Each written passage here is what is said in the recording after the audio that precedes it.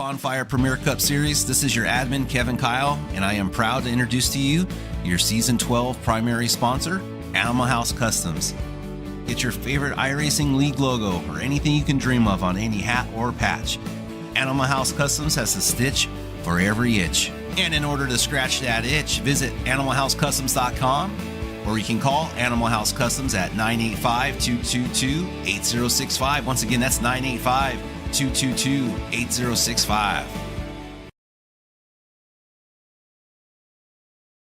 Ladies and gentlemen, good afternoon and welcome to the Bonfire Race League. Here we are at Atlanta Motor Speedway and it's the round of 8. There are only 8 drivers left racing for the coveted Bonfire Premier Cup Championship. And we are at one of the most intense now plate tracks here on the schedule, and you really couldn't ask for a more intense environment for everything on the line here today. And I could not ask for a better booth to be joining me here today. First of all, I've got Dalton Geyer here joining us, making this a 3-man booth, and I've also got Mean Gene. Dalton, where did Mean Gene Money go? He didn't just do this again. Yeah, Dalton, the last time we were at Atlanta, he did this thing, and I think Mean Gene may have just done the thing again. Can we just send someone to go looking for him real quick? Thank you, Zach. That's right, true believers. It's me, Mean Gene Money, live here at Atlanta Motor Speedway. After last week's heartbreaking elimination, 2 races to determine who will be in the Final 4. The Bonfire Racing League Premier Sunday Cup Series is locked, cocked, and ready to unload here at Atlanta. Go. Atlanta Motor Speedway has been reconfigured multiple times since its initial construction in 1960. The latest in 2021 turned this track into a super speedway. They increased the speeds. Now this increased speed has turned Atlanta into a restrictor plate race.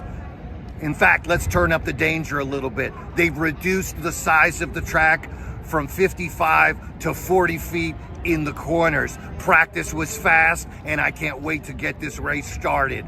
Let's go, boys. Oh, yeah, I can't wait for this thing. Let's go, let's go. Oh, my gosh. I can't bring you here. I can't bring you anywhere, honestly, Mean Gene. Hey, unlock the door. Let me back in. Here you go. Welcome back. Mean Gene Money also here in the booth with me. Likes to venture onto the racetrack sometimes. What'd you find out there, Mean Gene? Tell you what, couple things. The weather here is a little bit wild. It's super humid down on the track.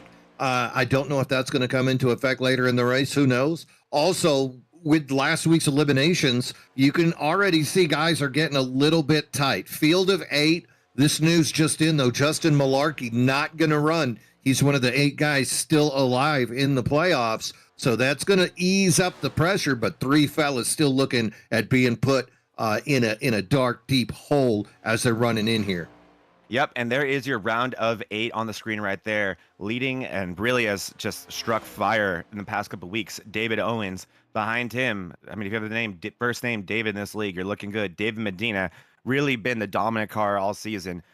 Pretty easily getting in the round of 8 and making up the rest of it. We got Joseph Volpis, Chris Smoral, Kyle Lynott, David Brenner, Stephen Neal, and like we talked about, Justin Malarkey will not be here today. So it's going to be considerably difficult for him to be racing for a championship with only 1 race to do it. Really going to need a lot of hardship and a lot of misfortune for the rest of the field. And what we have on screen now is our best of the rest standings. So these are all the drivers who are no longer eligible for the Premier Cup Championship, but they're still racing for something. And leading that is Ricky Mandello, the rookie. So really, really impressive from him. Behind him, you got Tommy Fox, Edward Peltz, and then Paul Ferdiani. And those 4 cars really are the closest to being able to take home that best in the rest championship, with a pretty big 40-plus drop-off after that down to Joey Styres in 5th place. So let me ask you, Dalton, round of 8, Atlanta Motor Speedway, one of the most unpredictable tracks you can come to. What would be your set of priorities if you were one of those guys trying to race for a championship? I think for me, I protect the car as long as I absolutely need to. I'm not making my moves until I absolutely have to at the end, because this thing can get crazy. The field can look totally different with even from 10 to go down to the green, white, checkered. So it's really just about protecting the car, protecting the nose until you can until you know you can make it to the end. Yeah, it's really going to be an attrition type race, in my opinion, as well. With no fast repair here in the BRL, you really want to make sure you're there in the end with a chance to win it and a chance to take home as many points as possible and not taking yourself out of it early. We have Gerald Rose on screen right now putting down his qualifying laps. Paul Ferdiani currently with the quickest lap. Kevin Kyle in second. Exceptional plate racing qualifier is Kevin Kyle. So me and Gene, all the pressure on these guys today, and we have called some high stakes Atlanta races together. I remember last year over in the MRL, us calling this race to decide who goes to the championship for. So this isn't our first rodeo here. Who do you have your eye on today? Well, last year we saw Jared Kelly come through with the win. That's the guy you got to be looking at here today. He was fourth fastest in practice. So Jared Kelly's the guy I'm really going to be looking at. Also getting knocked out of the playoffs because he attended a in-person race in round one, I think adds a little more chip to Jared to come back and maybe put a repeat on these boys. Other fast guys in practice, though, Joey Stiers, Paul Ferdiani, Kyle Lynott. So those three guys, but I'm looking at that 55 here today. Yeah, Jared was like that Michael Waltrip commercial. Because as you just showed me and Gene, you could still come to the real racetrack and still be in the booth. We're here. We're up in the skybox in the booth. All you have to do is knock on the door. But Jared got to Vegas and he was like, I'm at the wrong track. And he wasn't able to get any points. And that really did make getting out of the round of 12 very difficult for him. We saw how dramatic that got last season with Jared kind of falling on his sword to make sure his teammate can move on. And he's hoping that would not be for Noel, as he is now one of our fastest drivers not eligible for this championship anymore. There he is, repping the Cheddar's paint scheme today. That's a new one. You can always count on Jared Kelly to bring that fresh new paint, Mean Gene. Now, this line right here, Dalton, I mean, what is he doing? He's going to start up high to get speed and then hug that bottom. And I've seen a lot of guys cut down also at the end there. Does that really make a difference? I've seen videos, people are saying, yes, it does make a difference, cutting down like that. I mean, the reason he's running up top right there is just to make those straightaways as long as possible, get as high a speed as possible before you cross that start-finish line, to start your hot lap.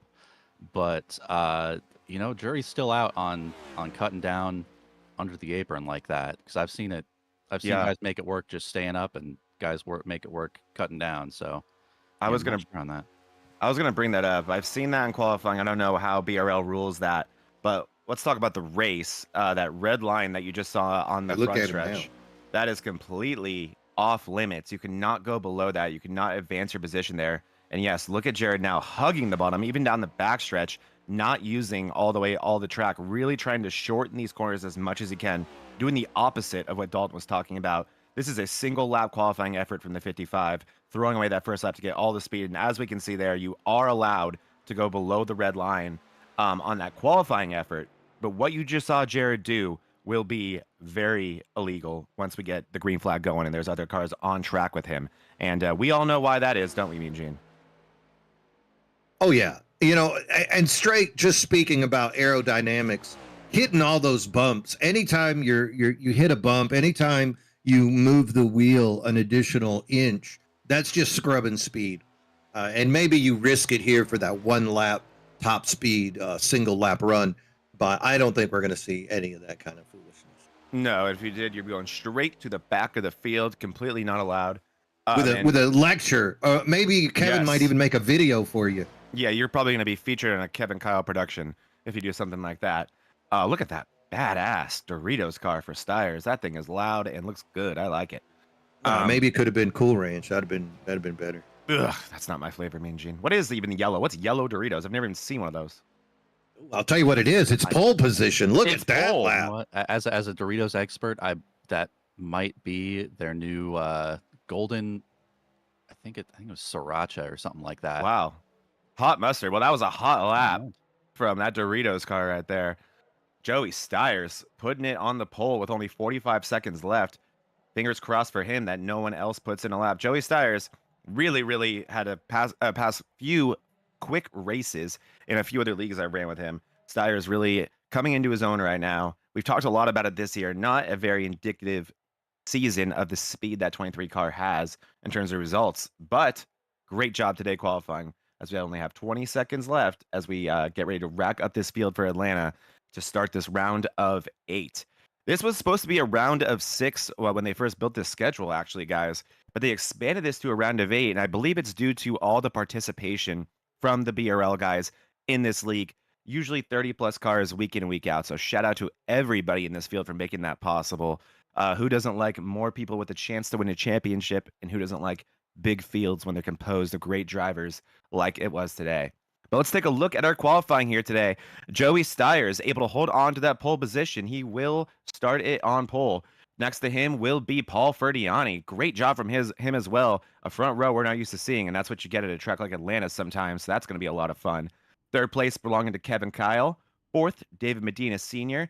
Fifth, Joe Volpes. 3, 4, and 5, all playoff cars right there. Sixth place, Kyle Lynott. Seventh, Ricky Mandela Sr. Eighth, Christopher Smurrell. Ninth, Sam Milliken. And rounding out our top 10 Mean Gene is going to be Chris Smith. Following up them, you're going to have the 11th position is the number 11 car of David Owens. Simon Strikas, he's making his second appearance here in the Bonfire League. He's going to start outside of David in the 12th position. Dennis Puckett's going to be 13. Michael Serra going to start in 14th place. Jared Kelly, so fast in practice, but middle of the field in qualifying. Jared Kelly is going to be starting in 15th. 16th, David Brenner. Michael Benton going to start 17th. 18th, Gerald Rose. 19th, Richard Leclerc. 20th, Michael Sherwick. That is your top 10 rows. All right, and rounding out our field, we got 21st with Jose Medina, Mark Dumont, and 22nd. 23rd belonging to Zach Engel. He is the last car to put in actual time. The rest of this field is just is going to be starting from the rear with no time, and that's going to be Matt Schofield, Edward Peltz, Jake Ashea. Got it. Let's go. Tommy Fox and Stephen Neal rounding out our field of 28 here at Atlanta. Only 5 cars not putting in a time, so a lot of guys, and only less than a second separating everybody who did qualify, guys. That's going to be gnarly. And one quick bit of housework there. I apologize. Kevin Kyle not in the playoffs, so 4th and 5th actually in the playoffs. Still not our 3rd place car, Kevin Kyle. Hey, congrats on getting Jake Ashea right, but Paul Ferdiani's still wondering what's going on over in the booth. And I'm Italian. That's honestly embarrassing for me. Ferdiani. Nope, it's Ferdiani. Annie. I'm not sure if you've seen that Friends episode where Joey is like auditioning for a show, but it's like I've never seen an Italian with a worse Italian accent. Right here, I'm worse than Joey. Nice. I work in an Italian restaurant, and we have a Mexican cook, and I mean super Mexican, like, "Orale, Geraldo, how are you doing?" Right? And he's like, "That is not how you say that word." I'm like, "You motherfucker." That's funny. Yep. I was not born. I was born with a lot of different Italian things about me, but not the cool voice. I could never be the mafia.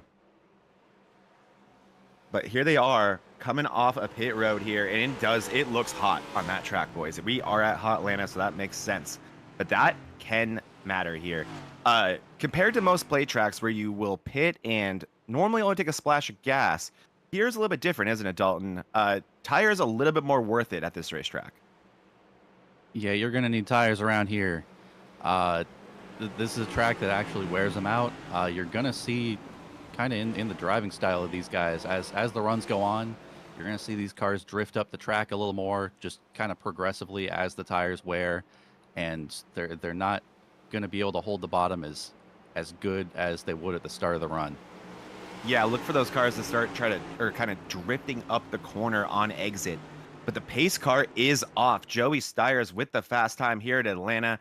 Green flag is in the hands of Barney, and it is waving, and we are going. The round of 8 is underway here at Atlanta. Joey Styres leads the field to green with Fardiani on his outside, and Kevin Kyle in the inside row in second place, and Styres already getting the lead.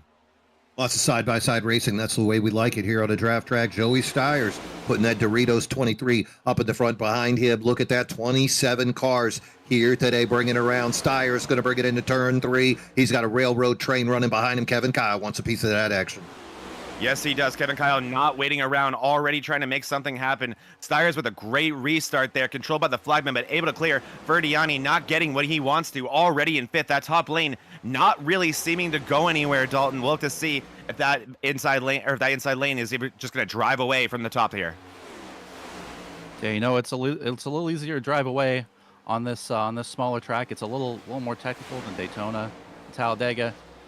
And you can break away with less guys, just depending on how well you're able to drive it. Yeah, you already see a 3-car breakaway forming up front, led by Stiers and tailed by Vulpes. That whole top lane has stayed committed to one another. Medina did start there behind Ferdiani. He has not left him. Lynott pushing Medina behind there. They are trying their best to stick with this inside lane, but just no meaningful momentum gathering there. And Lynott even grazing the wall there through 1 and 2, Mean Gene. Yeah, you can already see some of the breakaway that is going on. Just looking back, looks like 17 cars trying to hold on. 18, Matthew Sherwick as well. And then you can see Leclerc kind of out in no man's land. So it looks like a little 18-car breakaway at this point. Those other guys want to tighten it back up, but 18 is greater than 9. That ought to fade away pretty quick.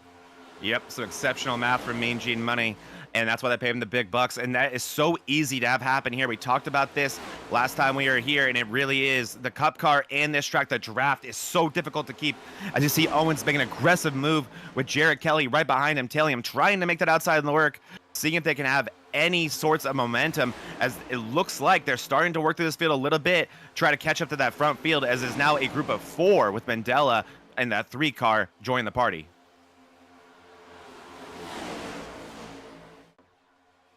Boy, it's getting kind of spicy there in the back. These guys side by side need to hold that position. But like you said, David Owens cannot make that outside lane work. Inside lane, Stiers, Kyle, Vulpes, Mandela, Milliken be really happy about what they're seeing. Outside lane's got to get it together. Jared Kelly now trying to put a little bit of pressure onto Owens. Ferdiani behind him, Kyle Lynott. So 4 cars together on the outside lane. Let's see if they can make it work. Not just that, it's a group of 4 aggressive pushers who know how to get to the front at these plate tracks. So if anyone can do it, it's that group up top there. So this will teach this field a lot of lessons here, a lot of lessons that you will likely take with you later in this race. What we, as commentators and as spectators, what we want to see, Mean Gene, is a track with 2 powerful lines that can compete with one another. That's really tough here. That looks like that inside lane really is the way to go, at least early on here in this tire run. I think once it goes, we'll start to see guys actually have to lift just a little bit. But early on in the run, I'm also noticing just what kind of effect that draft has on a straightaway. You can see right there, Smorrell and Rose really fading back away from that lead pack. And then once they come out of that straightaway, look how quickly even 2 cars can get sucked right back in to that large body of cars. Yep, keep your eye on the 17 here. I think you're going to see exactly what you just talked about, Mean Gene. Whenever you see those kind of bigger gaps form within the field, man, do they close up in a hurry, and those runs are vicious. And that's how these wrecks can get created. If one of those runs is not, or one of those bumps is not square with the car in front of you, it can easily create a massive incident. It could also be a bump at the wrong time, maybe somewhere in the corner. Dalton, you, the most experienced and successful and decorated plate racer in the booth here with us today, a Daytona 500 win under your belt. What would be your priority here at this stage in the race, especially with this vibe of the field? I'm seeing this too wide here, and it's not, I would not use organized as a word to describe it. Yeah, I want to be down at the bottom. I want to be able to bail out somewhere. I want to be able to get off the track. And, you know, also what you see here is, you know, if you're on the bottom lane and you drift up, you're only going into that middle lane a little bit. If you're on the top lane, that's the wall up there if you start drifting up. So you really, kind of for self-preservation, you want to be on that bottom lane, I think. Yeah, like me and Gene said when you decided to abandon us and go to the track for a bit, not only did they turn this into a plate track with far more banking, they shortened it. They made it a much thinner track. And you are so right.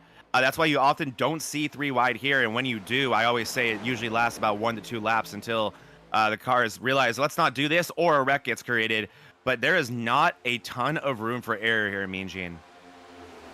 No, not at all. And you can see what happens when you do have a little wiggle. There's a group of 8 now that finds themselves almost 4 seconds off of the pace of that lead group. And then them fellows on the bottom, they just have to be holding on for dear life. Jared Kelly leading Owens, Ferdiani, Lynott, and Chris Smith. Those 5 guys have been committed to that top lane. They really need somebody else to come up into that. But right now, the other cars beside them, the 42 of Sarah, David Brenner, and Michael Sherwick, none of those guys wanted to go up high and take that risk because you're pinned, like you said, nowhere to go but right into that wall. Yeah, and what you're also seeing, you see it there from the 3 of Mandela, a little bit of side drafting happening up and down the front and back stretch, and that is when you see that car, when it's going in a straight line, come up the lane and get closer to the car above it. That slows down. You're seeing it there from Vulpes there onto Kelly a little bit. That the goal of that is to slow down the lane above you.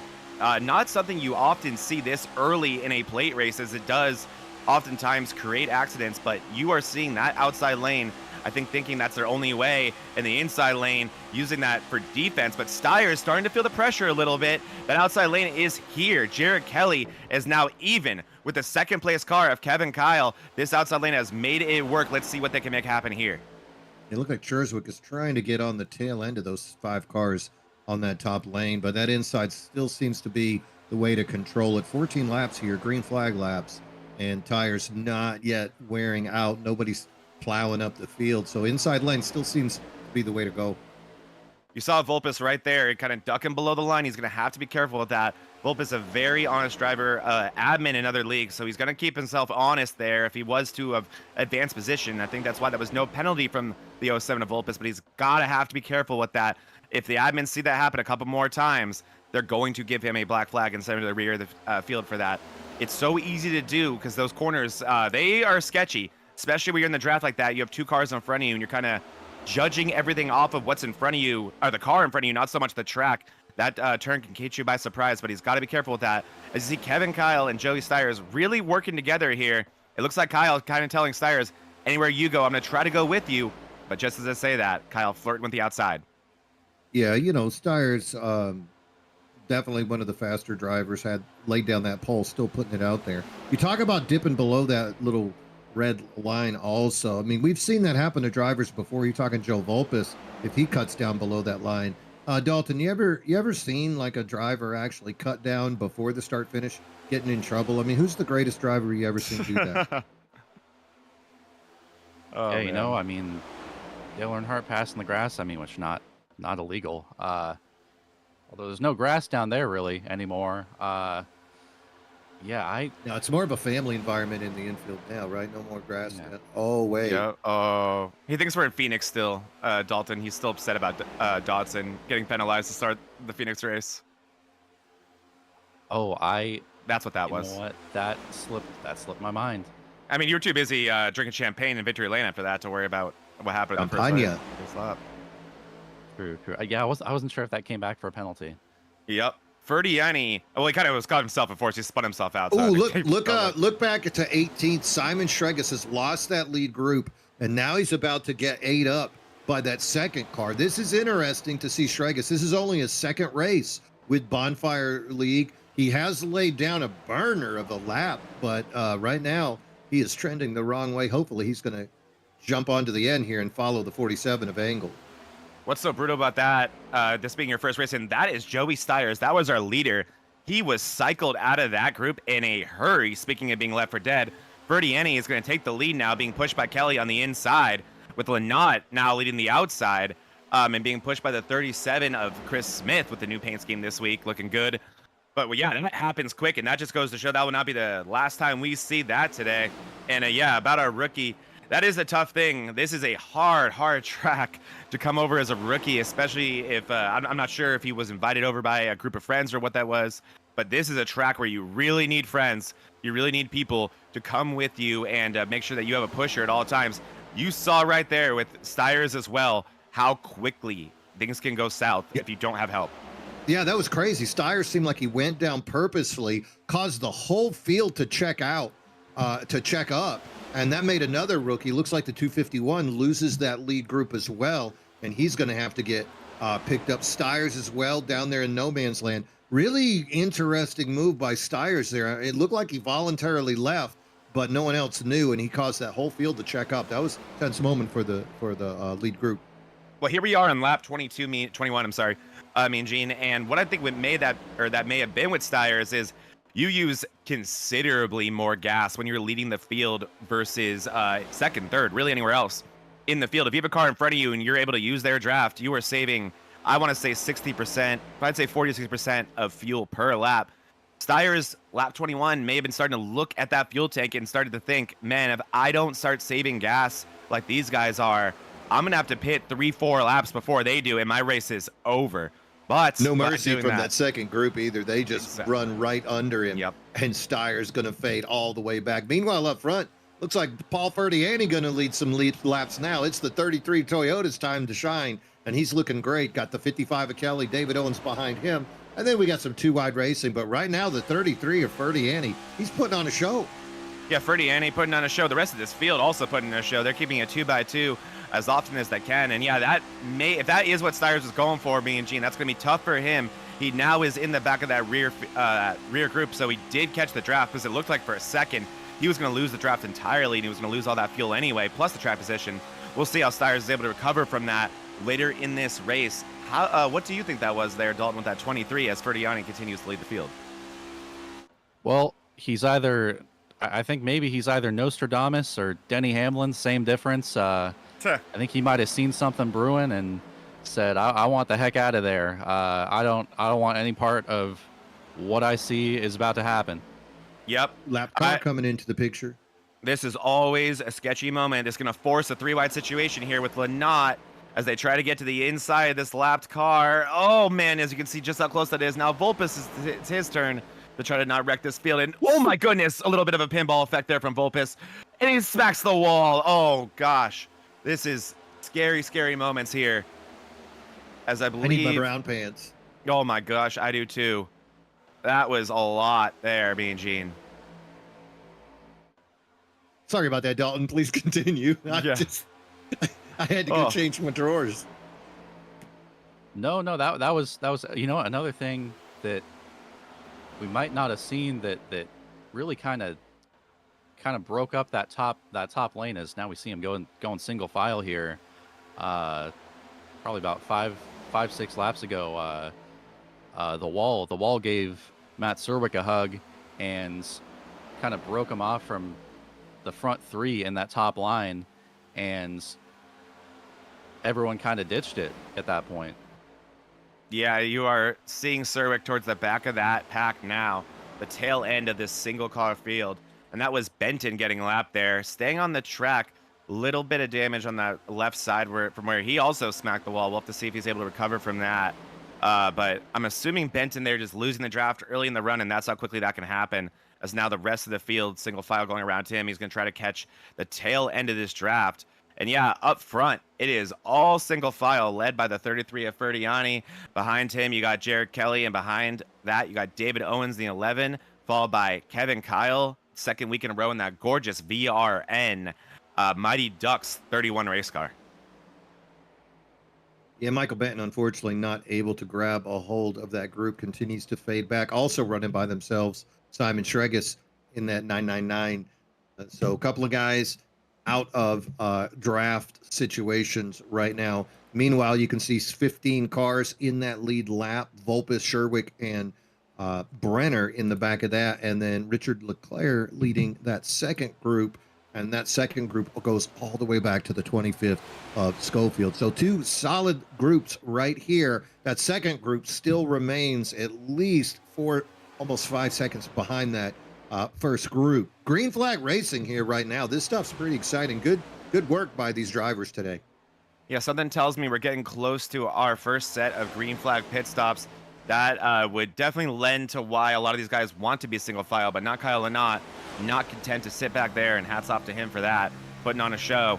But I think these guys are going to want to definitely put some fuel in it. I'm thinking maybe tires too. We're already seeing handling start to play a role here. We've seen a few cars grab the wall, and I'm inclined to think, Dalton, that the lack of usage on the top right now may have something to do with the lack of confidence in the way the car is handling this late in the run. Yeah, once things get single filed out like this, it's really hard to get that top lane going again because you need if you're an aggressive driver and you want to get that top lane going, you need some like-minded individuals. Then it looks like Lenot's kind of found him there. He found him. As yes, now we have 4 cars up in that top lane. Looks like it might be 5 if Sorwick joins him here. But yeah, you really need help out there if you're going to make that work. Yeah, you really do. And you need the right help. I like how you said that, and that's exactly what Lenot has behind him. 2 aggressive pushers, 3 really, in Medina, Vulpes, and Brenner. 3 guys who can help him get to the front of the field, and you're already seeing that group make forward progress. Very impressive, honestly, because that inside lane has a lot more help in terms of the quantity of cars on it. But this group of 4 here pushing hard and not checking up for one another, and what that's resulting in is a pretty significant gain of track position, as here they go to the outside of Owens. Owens third in line on the inside, me and Gene.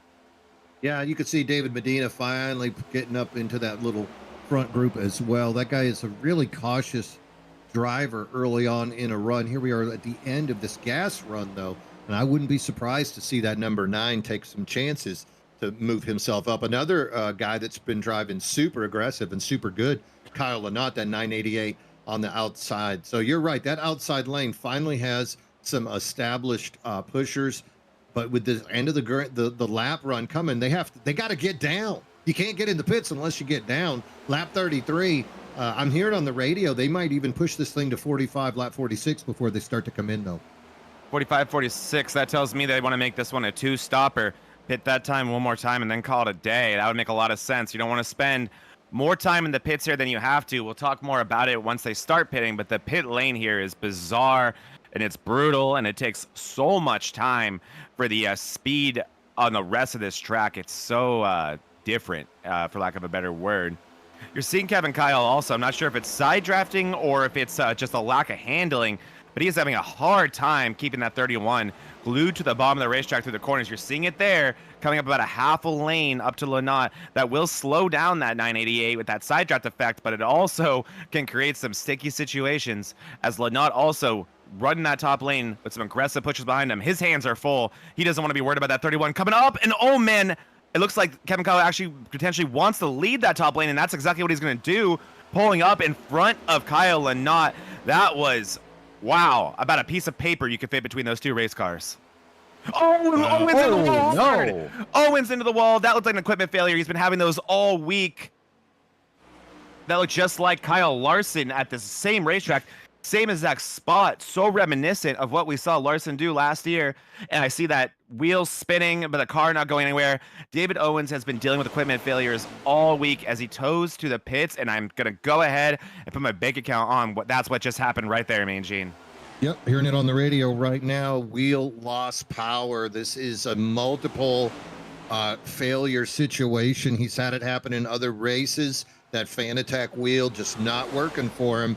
And he's got power in the pedals, he's got power in the gears, but the wheel just not working out for him. He wiggles wires, gets it going again. But that's going to be an email between Fanatec and David Owens coming down real soon.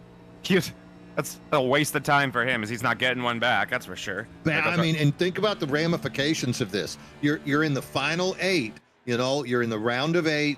You're David Owens. You've come off 2 wins in a row, and then what happens? You get stopped by freaking electrical failure, by something that you just spent thousands of dollars on. Got to be frustrated.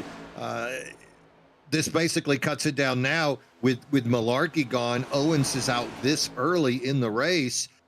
It's 2 guys almost that are looking at getting cut off. Got to ease up the pressure for the others, but for David Owens, this is just a dagger. Yeah, and if there's anybody who is wishing that there was a playoff point system here, to give him some cushion, yeah, it would definitely be Owens at this point. But no, those points, everybody was pretty much reset to be even here in this round of 8. So there's no cushion there to help him despite those 2 wins. So it's going to be a real tough break here. Can you imagine also there's situation. No win and you're in? What if he goes to Martinsville next week and wins and they're like, hey, sorry, bud, Yeah, you finish 6th in points. Good luck next Don't- year. Don't count that out too. Owens quick at Martinsville, but yeah, that's a brutal situation.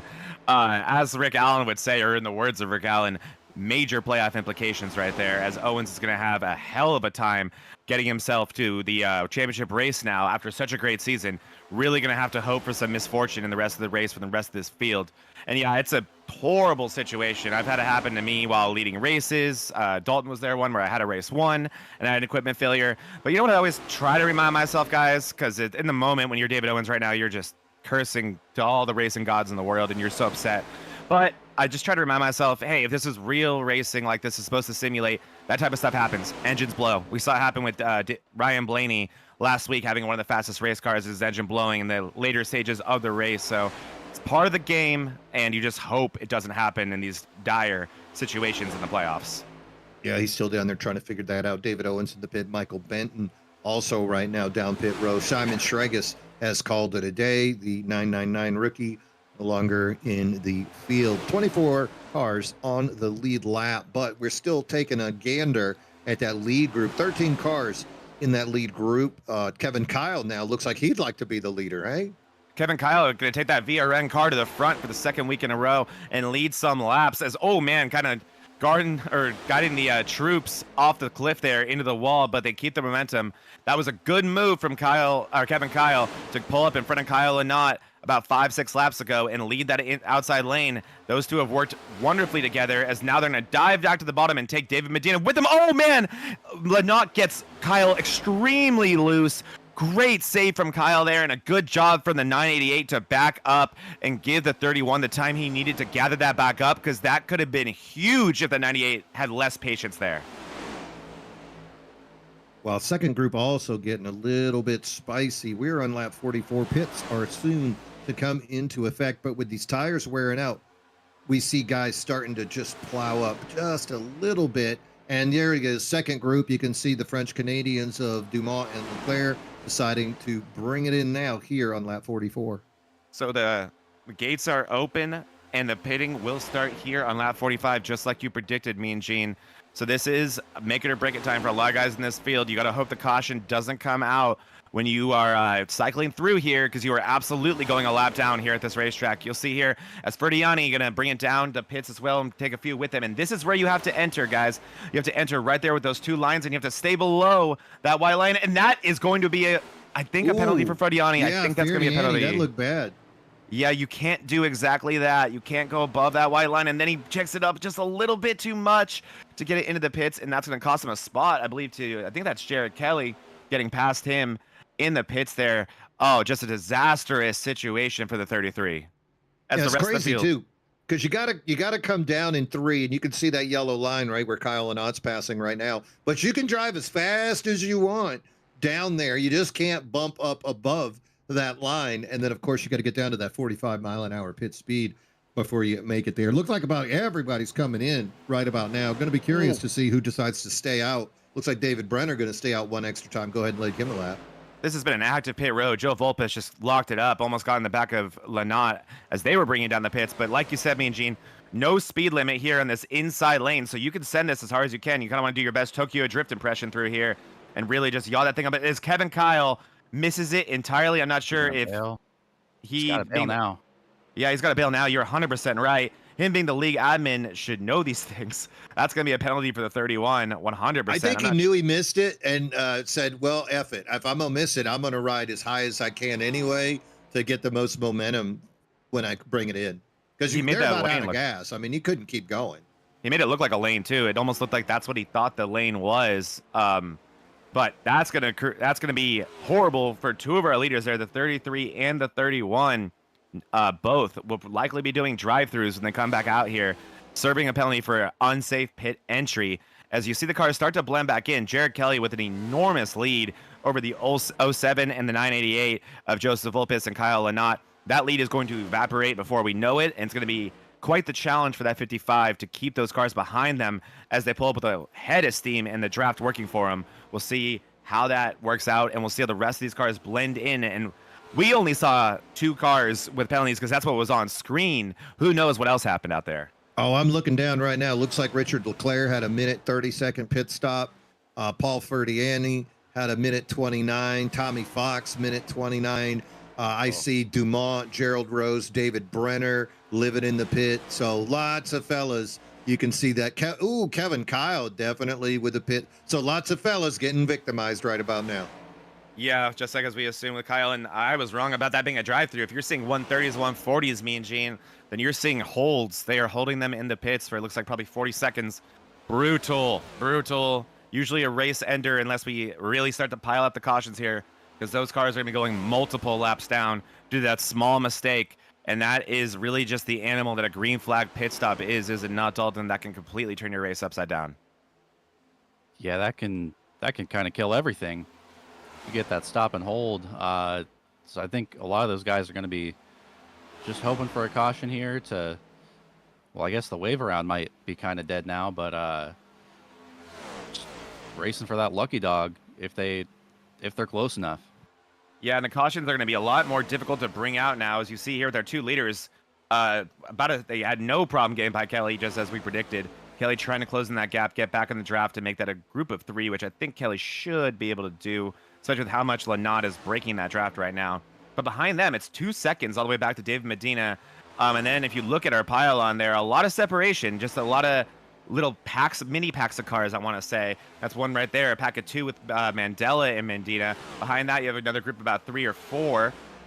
That is not the ingredients for a caution normally, as these guys working together, trying to create bigger groups here and give themselves a chance at the win. But if you're the 07, the 98, or the 55, you are content to ride around U3 up front. So that is not what you want to see if you're one of those cars who picked up a penalty in that last set there and is a lap down. This field is as mellow as it's been all day.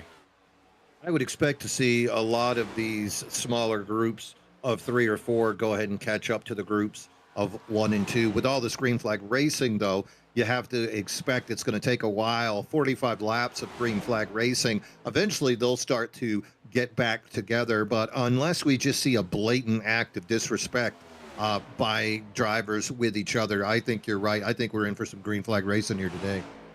Yeah, this is really that time where you want to settle in, keep the car clean, and get to the later stages of this race with the track position that you've earned. Especially, I think, if you're anyone in that top 10, but you are right, me and Gene. If you look behind them, you see a pack of wild hyenas approaching this group of 3 very quickly, and they've already formed up to create a bigger group. As you see right here, this become 1, 2, 3, 4, 5, 6, a group of 6.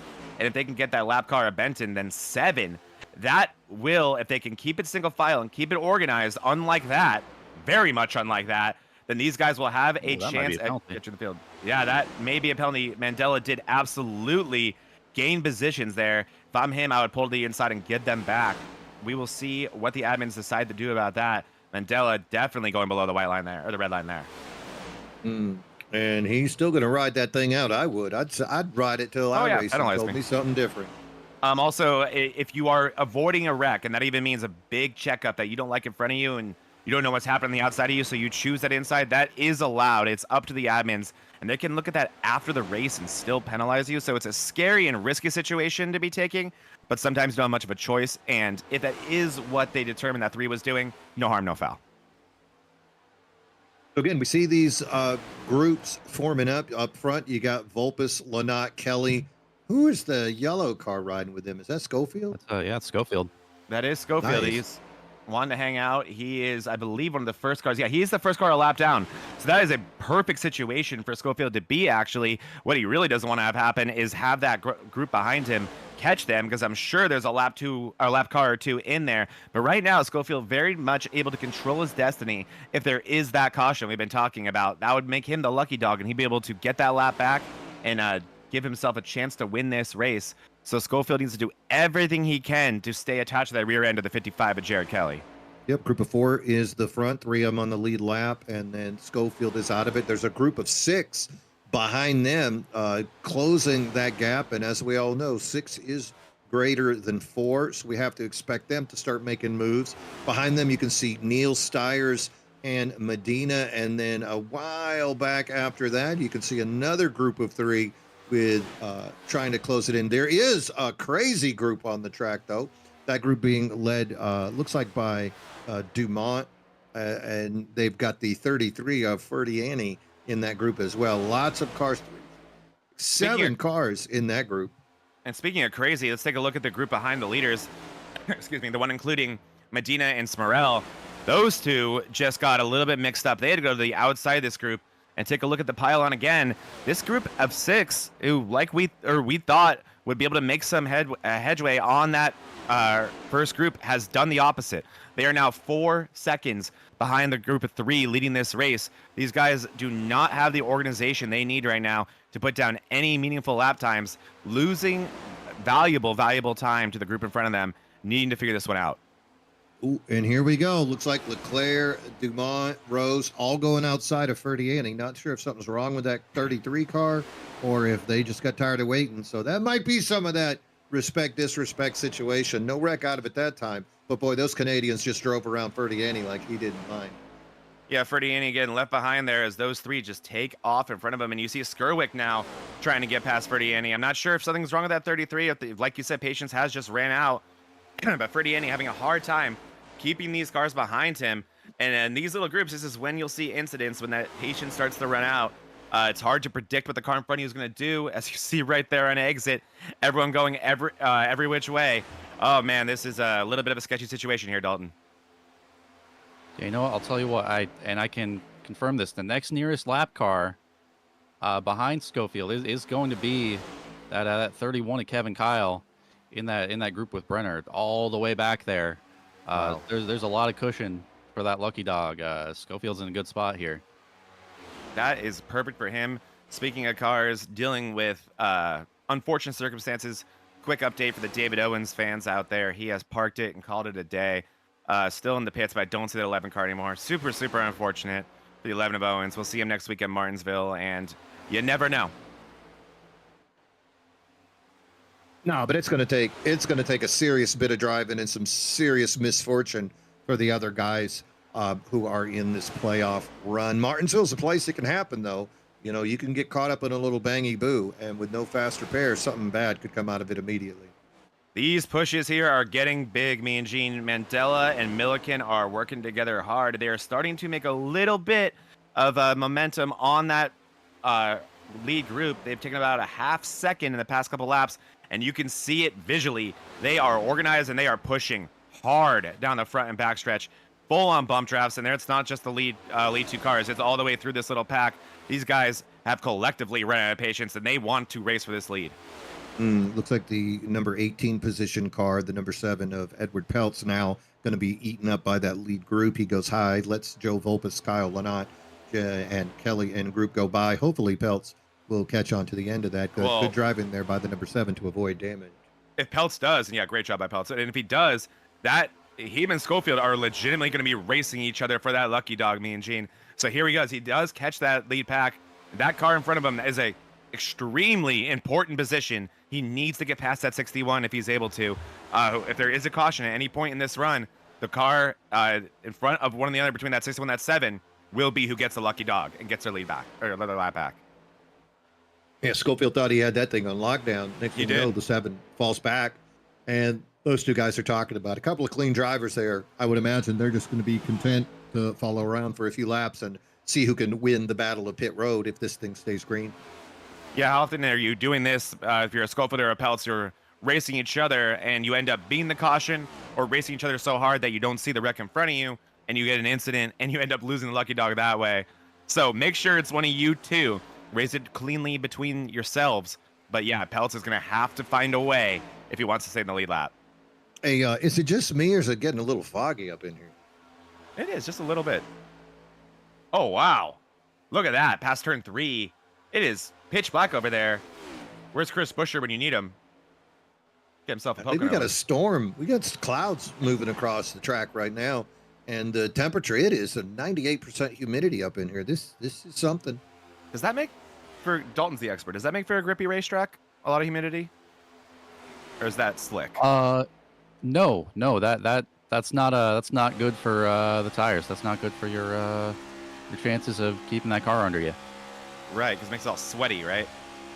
I mean, you still got to take chances, though, right, Dalton? I mean, if you feel that you can get good gription up on that top lane, you're going to do it, right?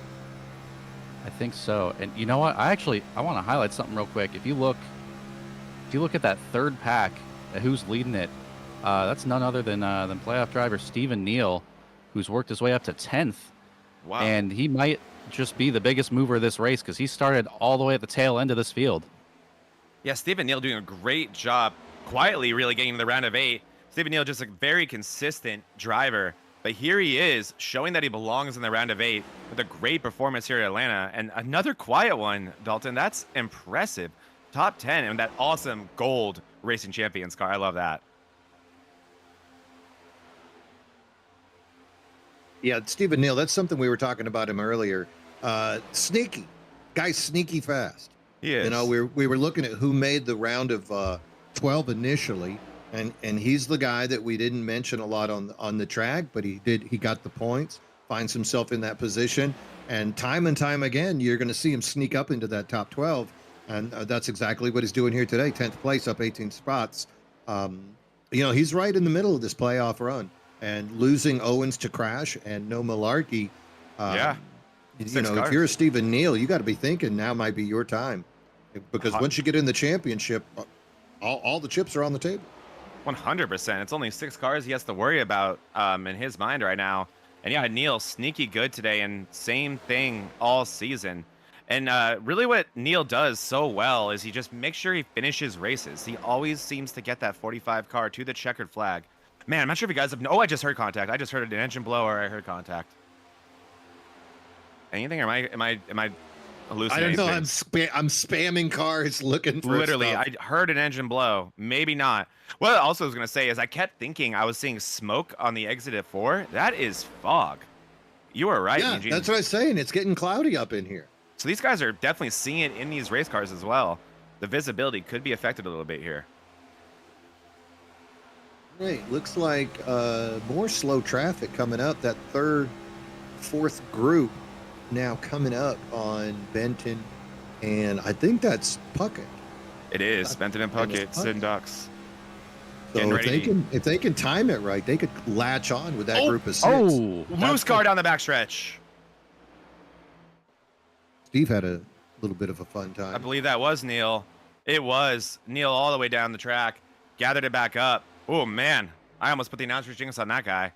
Yeah, it looked like Joey Stiers got right in the back of him, pushed a little too hard in exactly the wrong spot. Yeah, and we talked about how bad that can be. And here comes that group of Puckett getting eaten up right now. Puckett and Benton going to hug the bottom while this group goes around the top. And, oh, man, they all decide to give the wall a little kiss. Make sure it's still there. It is, boys. Don't worry.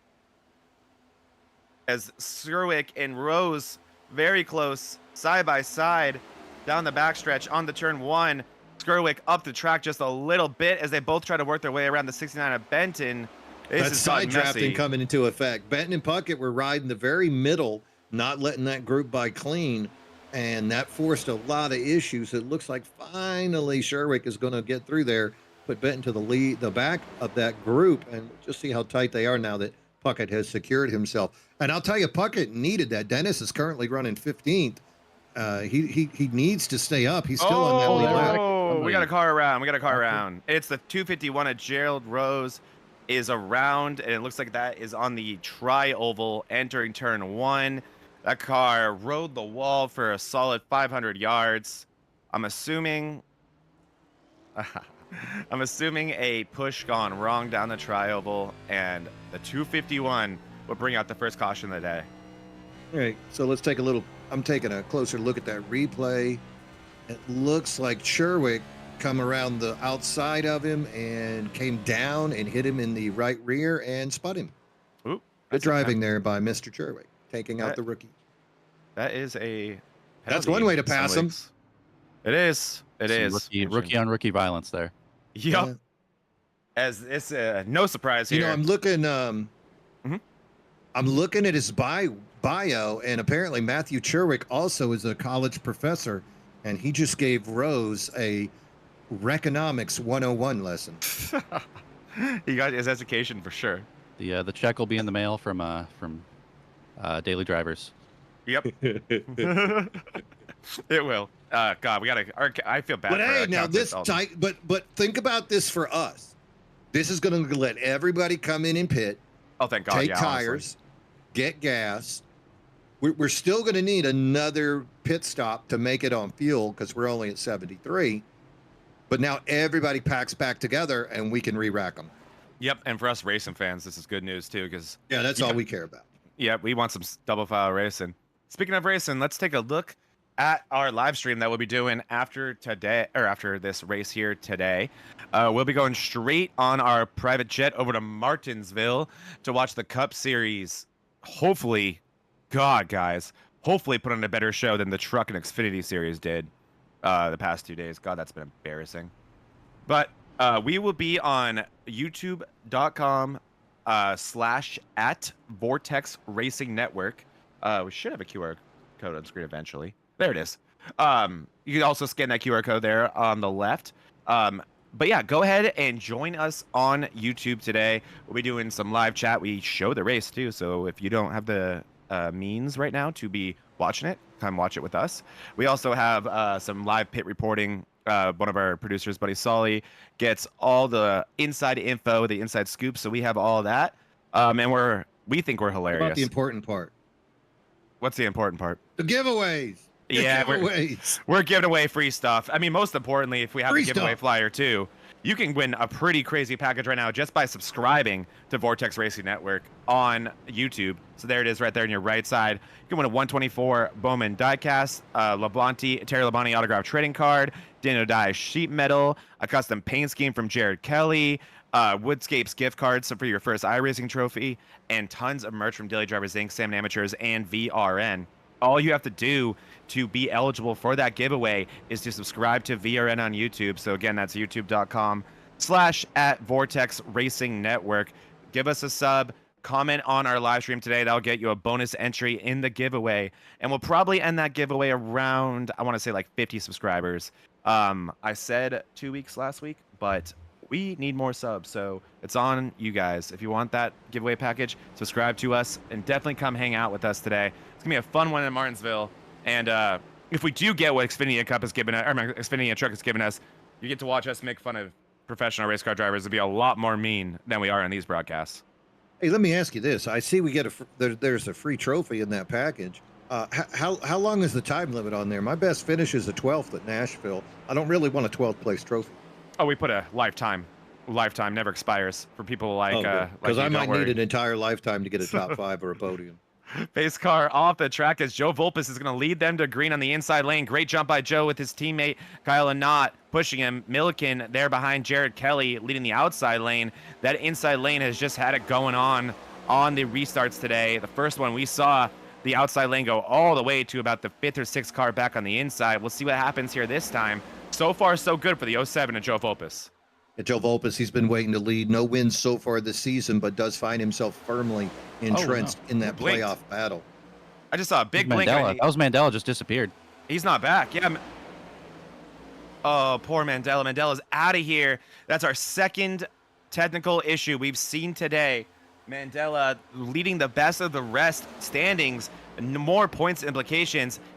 For right now, I mean, he's not here. He's going to be lapsed down if he decides to come back.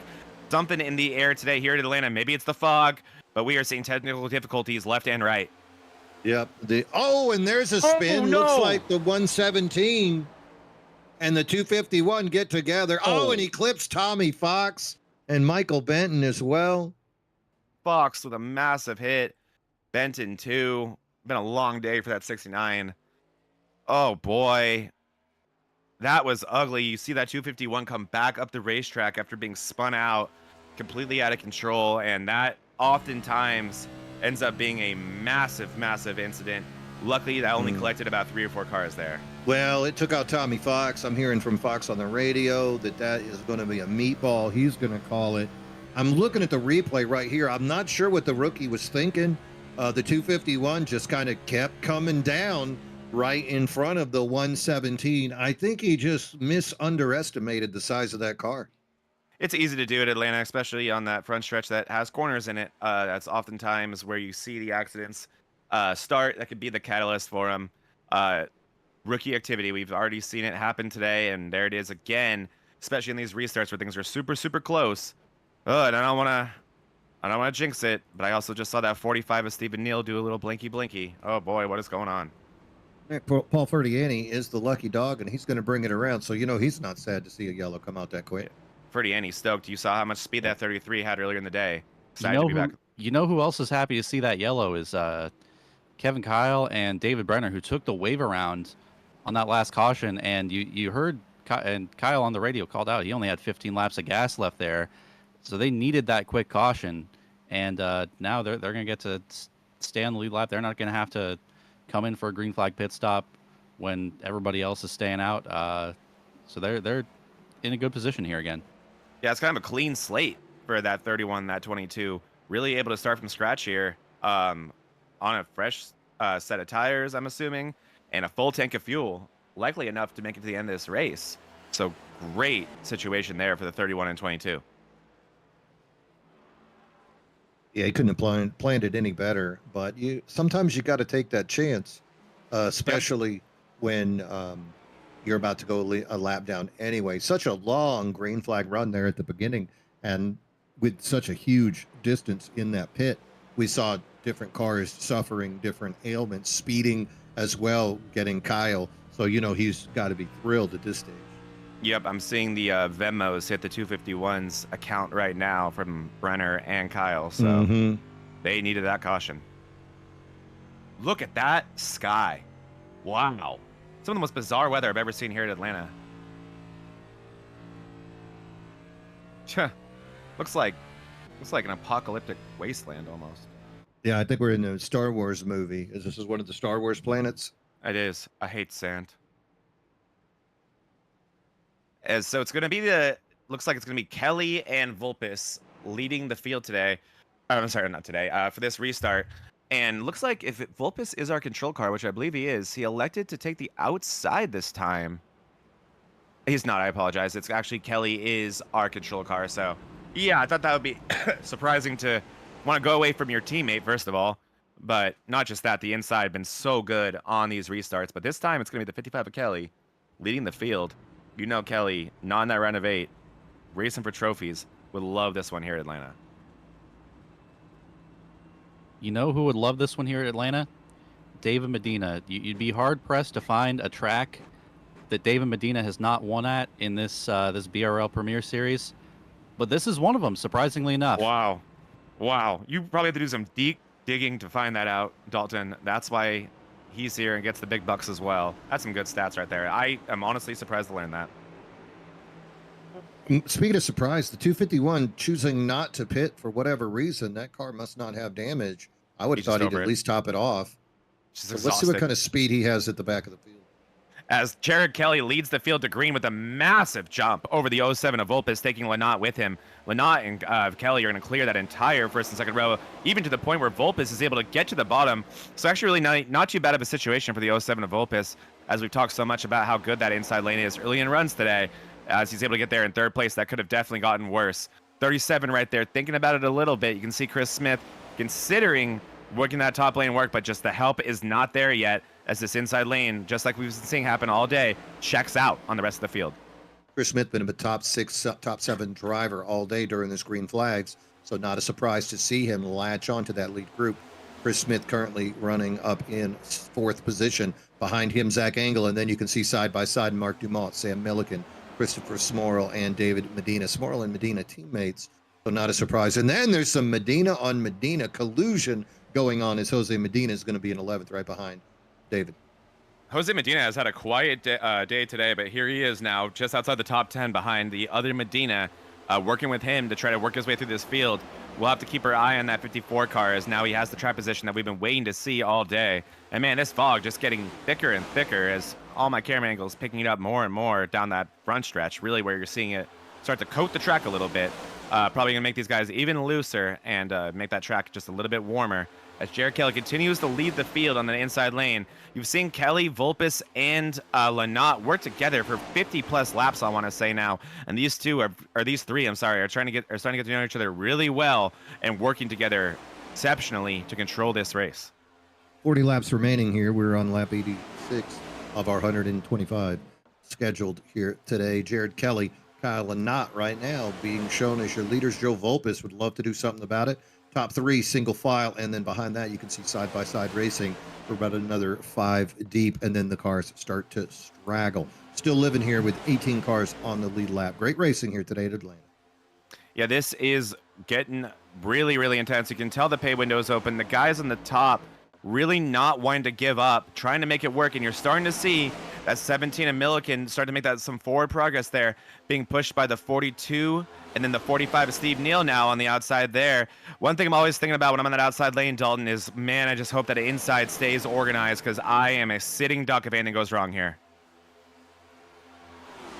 Yes, sir. Yes, sir. You definitely don't want to see something that you're in no man's land up there. If something happens, you pretty much just have to either use the brakes and hope the guy behind you uses the brakes, or just stay on the gas and pray. Yeah, that's really my play most of the time. As you saw the 17 and Milliken bail on that outside lane and leave the 42 of Sarah to lead it, maybe losing faith in it, saw his window and wants to kind of just bite his time now with about 47 left to go in this race. Not a bad strategy. I'm sorry, not 47, 37. I can't do math, guys. I'm terrible. And yeah, I don't hate that strategy, but man, that inside lane, it's going all the way back to about 15th place now, me and Gene.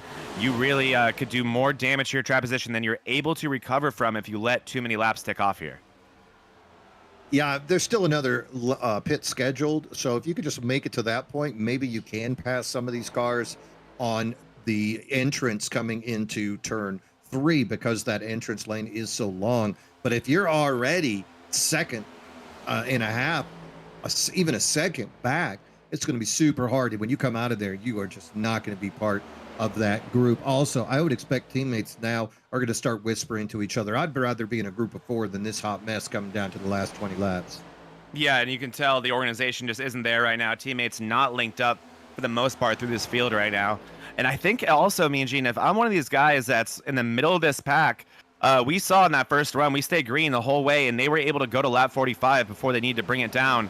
They pit with about 45 to go, and we got a caution. So if you can prevent being a lead car and really using that drop to your advantage and keeping it partial throttle around this racetrack, I think you can make it without having to pit again if we were to stay green. Going to be interesting to see exactly what happens. That lead group's still tight, so the possibility of a caution is still on the table. But with those green flag laps that we saw earlier, we've also seen them prove that they can run 45 laps without an incident as well. Up front, Jared Kelly, there's not going to be an incident when he's in the lead. Kyle Lynott right behind him. We've seen Kyle use the bumper, the left and the right side of that car to put passes on people. That 988 wants the win, needs the win, and Kelly could be victimized if he starts to plow before Lynott. Yeah, and also Kelly has been leading this pack since the drop of the green flag on this run, so you know he's using the most gas in the field. I'll be curious to see if that 55 has enough to make it. Oh, that's not going to matter. Around we go with the 17 and the 14. Big hits. Oh, that's unfortunate. And again, we can see our French-Canadian friends involved with a hit. Mark Dumont, he was running up top 10 for the longest time. So to see him go down like that, very disappointing for the number 14. Big hit there for Dumont into the outside wall and then coming down the racetrack.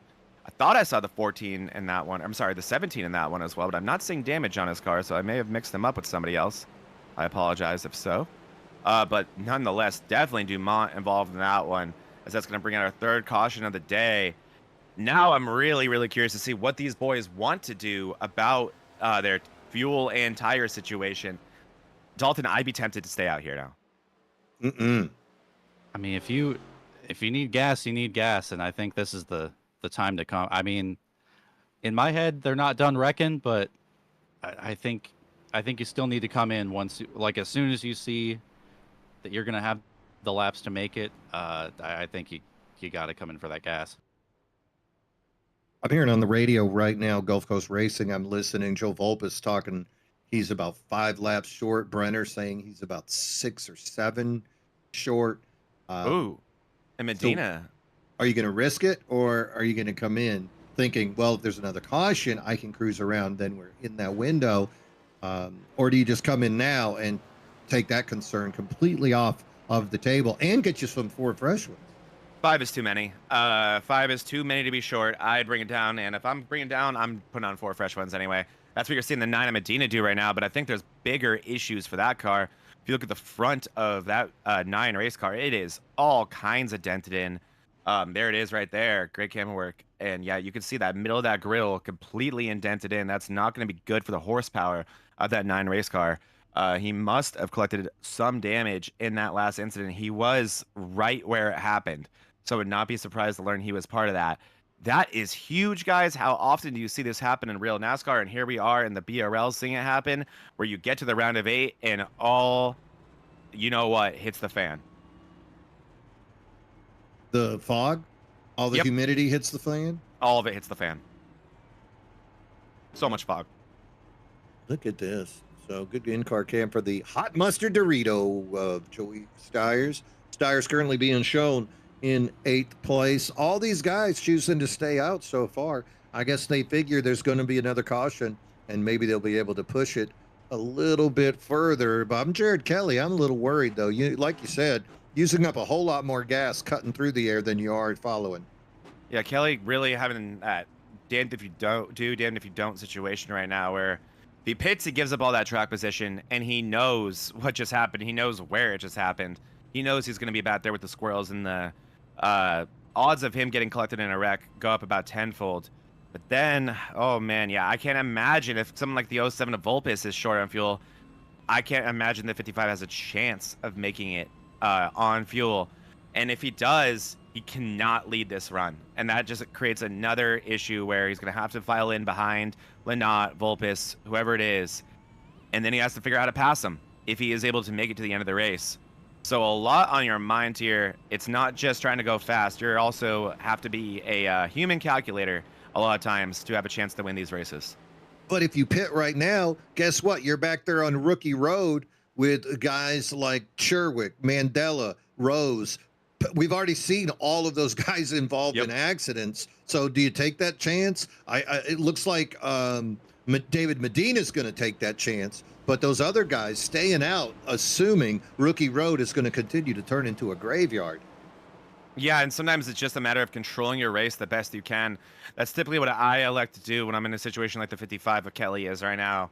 I just kind of, if the race is going to go south, I want it to be in my hands, not because I'm running in 20th place when I shouldn't be, and get collected in some mess. But here goes the pace car off again. Barney with the green flag in his hands to wave it again.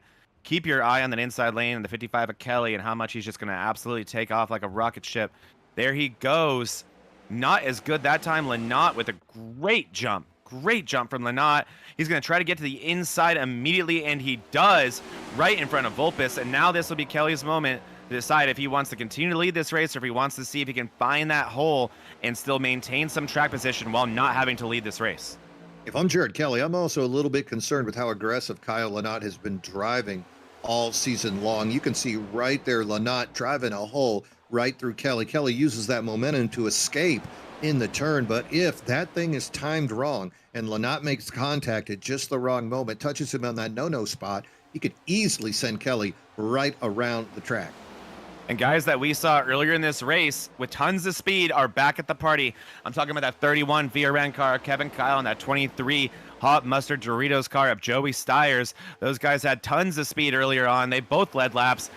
For one reason or another, they have really had to fight through all types of attrition to have this opportunity, but keep your eye on that 31 and that 23 right there. Those guys are on the outside lane with the head of steam, working really well together. What about Stephen Neal? He's back up there again, the 45. He says, don't forget about me there, Zach. I'm still in this. Sneaky Steven. How could you ever forget about that guy? Dalton called it out about, what, 30, 40 laps ago, and he got the memo, and now Stephen Neal battling for the top 5. This guy, if he can stay where he is, he's going to go into Martinsville with a pretty handsome point situation. Did you know something special, Dalton? Did you talk to the 45? Did you look under that hood? I didn't. I was just kind of going on vibes there. I saw him up in 10th, and I remembered, hey, wasn't that the name I saw all the way at the bottom of that leaderboard at the end of qualifying? And he's already up there. Doing a great job leading that inside lane, getting pushed by the 17 of Milliken. side by side with Joey Stiers, and Kevin Kyle has already pieced out on this group, and he's joined the leaders. Kevin Kyle up to 4th place. That 31 is a hot rod. It might have something to do with that VRN logo.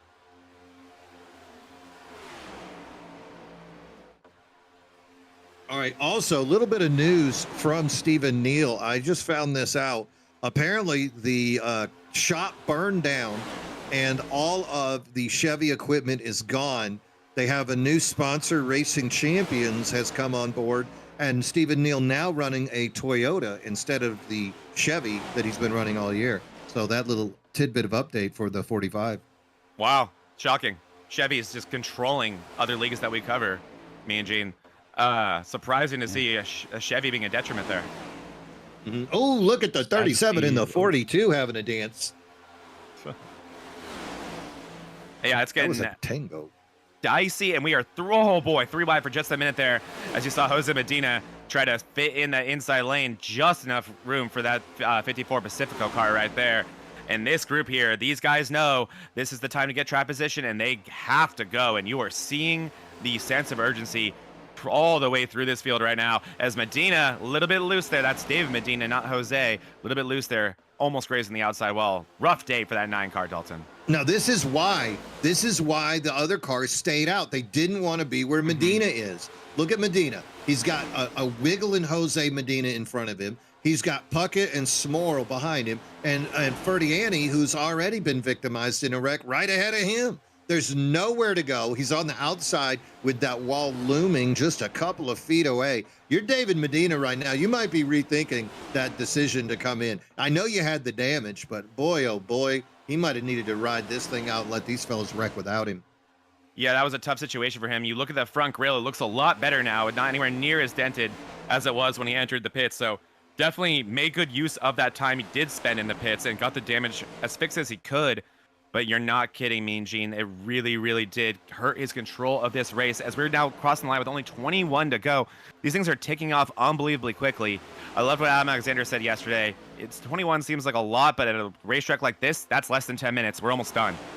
What about Smorl? He was running a lot further up earlier. I wonder if he is back here helping out his buddy, making sure that he doesn't fall out of that pace. Of course, no sooner do they say it than Smorl now going to move up and give him the front draft and maybe start to pull him instead. Well, I bet he stays close. I bet he's going to pull him. Those two guys, Folcom teammates, know that this season rests firmly on the shoulders of David Medina if Folcom is going to take home another championship. Yep, he is the leader. And look there, you saw Kevin Kyle on the entrance of 1 go to the outside and saying, let's go, and no one went with him at all. Kevin Kyle completely there, almost left out the drive, able to find another hole, not lose any positions there, but that had to have been a frustrating moment there for that 31 car, hoping to make a move and nobody interested in going with him. I don't blame you. You said that about David Medina, but Chris Smorl, he's still in these playoffs too, I believe. So he's got to look out for his own interests as well. Good point. He is. They're boys. He ain't gonna leave him. Look at that. They're just attached. I think I see a chain holding those two guys together. Man, you'd be disappointed in how me and Dalton treat each other in these races then. Look at Brenner come on up. Says, nah, y'all going too fast. Oh, big hit in the outside wall there. Oh, that was big. And yeah, you're seeing it now. That front stretch is really, really dicey. It catches up to you quickly. And like I said earlier, when there's a car in front of you and you're in the middle of the draft, you really can't see anything but that car. And you're kind of guessing on where those walls are. And here goes Kyle again. And this time he has a friend. He has a 23 Stiers willing to go with him. So Kevin Kyle, anxious, eager to make a move for the lead here. And here he comes. And still, it looks like Volpis is going to try to lead that outside lane, or at least consider it. Kind of flirts with it a little bit, but then goes back down and leaves Kyle and Stiers all by themselves on the top. We'll see if any of that top 3 want to take that top line. And man, I'd be remiss not to mention, guys, Jared Kelly still leading this race. I am wondering how much fuel is in that 55 race car. He's got to keep pushing it. You know, he's looking for a little bit of help. Speaking of a little bit of help, how about that 17 of Sam Milliken? He's moved up into 6th, 9th starting position, but that 17 looking very strong as well. Zach Engel, the 47 Chevrolet, up 16 spots. Currently sees himself in 7th place. Somebody dropping, though. Chris Smith was running top 5. He seems to be the loser of the most recent fiascos up front, fading back into 10th. And David Medina, don't count him out, up into 11th. And look at this where right where the 2 cars starts is where the field starts to break. And you see that little breakaway tailed by Stephen Neal in the 45 Racing Champions car. That just goes to show how much momentum you can lose if you're not, if you don't have 2 formed up lines, and that's that top line aggressively side draft to the inside. I mean, Kevin Kyle is going for it on those side drafts, and it's slowing down that top or that bottom lane. And that's all it's really doing. As you see these guys already, they lost a lot of track position. Styres gives up, Kevin Kyle gives up, and we're single file again with 15 to go. We'll see the next time someone wants to go for that. What would you be thinking right now if you're maybe in that fourth or fifth place, Dalton? Well, you know, you have limited cars in front of you, so I think there's minimal risk, or I guess less risk of getting caught up in something if you do jump to the outside lane and go for it. But your only problem is you need people to go with you, and it looks like, looking further back, looks like Kevin Kyle, Joey Styres trying to get that top lane formed up once again here. Yeah, Kyle just will not say die right now. The second that he got a run again, he took it and he went straight to the outside, and Styres followed him again. And look behind that, Dave Medina says, say less, I'll come with you guys. And that's Ferniani right behind Medina. So that's a group of 4. That could be enough to do something meaningful here, especially with that 31 and that head of steam leading that group. But look how big this push is about to be from Styres. That was a lot of separation there that got formed up. Yeah, Ferniani, he's at the end of that outside group of 4. That guy led a lot of laps. So you know there's speed in the 33. You know there's speed in the 9 and in the 23. All 3 of those cars have led laps here today. Ferniani going to bail, jump right down to the bottom, get behind Chris Smith, though. He's trying to move his race forward. Meanwhile, that outside lane of Kyle, Styres, and Medina, those are all Folcom former or current teammates trying to stick together. Yeah, and this bottom lane, it's getting big, and it really makes me wonder how much longer these guys are going to want to wait. If you're in 8th place, I think maybe even 7th back, you are not going to win the race from the inside lane if you decide to go with 2 to go, 1 to go. You got to do before then. There we go. That's what we need more of. Neil going to try to get the outside formed up. Now we're about to have 2 legitimate lanes with almost even amounts of cars. As Kyle into the wall a little bit there. That dirty air from the 45 and Neil forcing up that 31, and Styres actually saying, you know what, maybe I don't want to do this. And just like that, that lane is dead. That's how quick it can happen. Oh, that was unfortunate. You know who liked it, though, was Medina, because now Medina going to poke down below. Got Joey Styres pushing him, and then Jose Medina right behind him. Looks like Styres is in a Medina sandwich. And David Medina now looking outside of Ferniani, continuing with his push. Maybe Jose Medina. Oh, and there is the 33 loose. Styres loose. Styres, Medina in that. Brenner, Kyle. That slows down about half of that pack. Stephen Neal, yeah. Back to 12. Oh, no. So many playoff cars in that one. So many.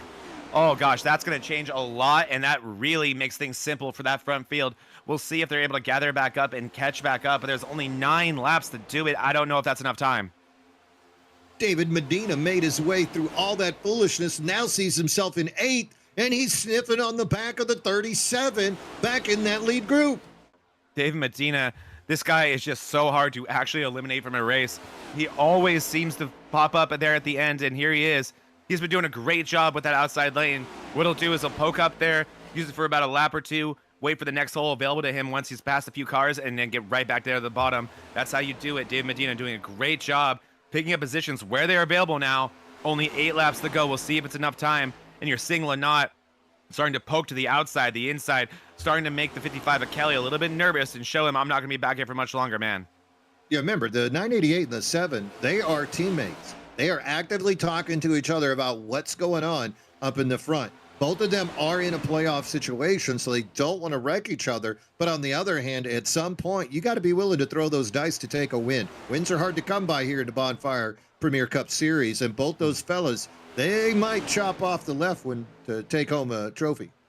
These guys having a really hard time staying off that outside wall on the entrance of 1, Dalton. What do you think is causing that? We just saw Medina that time doing really almost identical to what Kyle did, but oh man, just as I say that, here we go, as the teammates of Lynott and Vulpes make the move to the outside to get past Jared Kelly for the lead this race as they cross the start-finish line with 6 to go. You know, it's what I said earlier. Once these tires wear, you see these cars drift up, and if you're on the bottom lane, you're only drifting up a little bit to that kind of middle lane. If you're up top, you're going into the wall if you stay in it too hard. Yeah, and we're seeing it, and David Medina is there. He's in third place, leading the outside lane, and Kevin Kyle has regrouped. He is also there, 2 cars back. Behind Medina is another Medina, Jose Medina, no relation, but still 2 exceptional drivers, especially on play tracks, helping each other out. Jared Kelly has gone back to the 3rd place on that inside lane. I'm thinking probably try to save some gas and give himself a chance there at the end and try to save until then. But Kyle Lynott doing everything he needs to do right now to win this race and give himself the best chance he possibly has to race for a championship and race for that BRL Premier Cup. But the Godfather, Medina, just lurking there on the outside lane. We've seen him make better use of that lane than anyone else today, Mean Gene. Yeah, he's got a ton of speed, but he's got winners in front of him that know how to win on a drafting track. Jared Kelly, he won at Kentucky, but more importantly, he won at Daytona. He knows how to make the draft work and how to make a pass in turn 3 and 4. Kyle Lynott, he won at Indianapolis. It's flat, but also big drafting situations. He's got those 2 fellas to get by. Sam Milliken has plenty of wins. Zach Engel as well. So these fellas aren't going to make it easy for him. Yeah, he cut through the chafe, but now it's time to deal with the wheat. Here we go with 3 to go. The last time we saw these 2 cars work together, the situation was reversed, and it was actually, I'm sorry, it was Vulpes pushing Lynott, but what happens? Lynott, or was it Vulpes runs out of, or Lynott blows his engine? Lynott blows his engine. Duval, I think. Oh, I'm sorry, Jax Duval blows his engine, and Lynott loses the lead with maybe 5 inches left in the race and doesn't win. Here he is again at a plate track just a couple weeks later, leading, and here it is a different teammate pushing him, but the situation's a little bit different, me and Gene. Jax was here pretty much just to help Kyle Lynott. Vulpes, he's in the playoffs. He needs this win just as bad. Yeah, and Vulpes has 0 wins here in the Premier Cup Series. The guy's won over in Moonlight plenty of times, but here in the Premier, 0 wins. Behind him, Jared Kelly. He just won at Daytona. He'd love to pick up his 3rd win. I told you at the beginning of the race, Jared Kelly, he was eliminated because he went to a race in real life. He barely lost out to Milliken when he threw himself on his sword, and now here he is in prime position to pick up a 3rd win on the season. And he's looking around the outside. He's got Milliken with him. Gulf Coast versus Jared Kelly and Sam Milliken. White flag is out. This is the last lap of the race. You saw Kevin Kyle and Medina, David Medina get very loose. Here we go. As you see a look to the inside from Jared Kelly, it's going to be Lynott and Kelly side by side through 3 and 4. You see Milliken pushing Kelly. Kelly with a great run out of 4. Oh, it gets turned. Kelly gets turned, and around goes everybody. Joe Vulpes through the Red Sea and wins the race. What just happened? Oh, my word. I've seen Joe Vulpes get spun so many times coming out of 3 and 4, but this time it's the 07. That's right. Joe Vulpes going to pick up his first ever Bonfire Cup win, Zach. I'm so excited. That was insane. Congratulations to the 07 of Joseph Vulpes. This dude's also on fire. There was a recruitment race for MRL Fridays a couple days ago, and Vulpes got the checkered flag there as well. This guy must be feeling really good right now, and that was crazy. It just goes to show that sometimes all you have to do is be at the right place at the right time. I'm not sure if it was a bad push from the 17 or a bad block from the 55 of Kelly. Doesn't matter the 07. He is the winner here at Atlanta, and he is sitting pretty as we head to Martinsville. He's going to have a gorgeous cushion. And speaking of gorgeous points cushions, man, did you guys see who came in 2nd place? Don't you say it. Don't you say it. Medina, No way. 2nd place. David Medina, just when we thought we'd have an intriguing situation for him in Martinsville, nah, he'll probably just go into there, come in 5th place, and we'll see him racing for a championship at Homestead. But that's why that guy is so good. Great job by him as well. But wow, that one got dicey at the end, Talton. And how often do you see that happen in a place like Atlanta? Yeah, that's about how I expected that one to go, with these guys all bunched up like that. Everybody just looking for the space, looking for the room, and honestly, probably looking for the excuse to bail out underneath that red line to avoid the wreck. But it didn't work out for. Looked like Kevin Kyle tried to duck down there, but didn't really work out. There was already a car there. But yeah, Vulpes gets his way through the chaos and gets the dub. Yeah, Yeah, he hit that wall. I thought he was SOL when he hit that wall, but that ended up being the best place to be. Final standings though for this race. Looks like Joe Volpis does get the win. On the podium with him, David Medina. Chris Smith ends up jumping up during that wreck. He's going to finish third. Jose Medina 4. Kevin Kyle 5. Sam Milliken 6. Jared Kelly falls back to 7th. Kyle Lynott is also with a big drop to 8th. Michael Sarah and Zach Engel. That is your top 10. Also, I think we got a treat for you, Zach, you and the listeners, Zach. We do. We have one of the most exciting guys on the air and on the track here with us today. You got us, Joe Vopis? How you doing? Oh man, I mean, I don't think I'm doing as good as you are right now. Congratulations, my friend. That was insane. Take me through your POV on that last lap. Yeah, so pretty much towards the end of that race there, it was actually a really good race for me, Jared, and Kyle there for most of it there. It was really good to work with Kyle.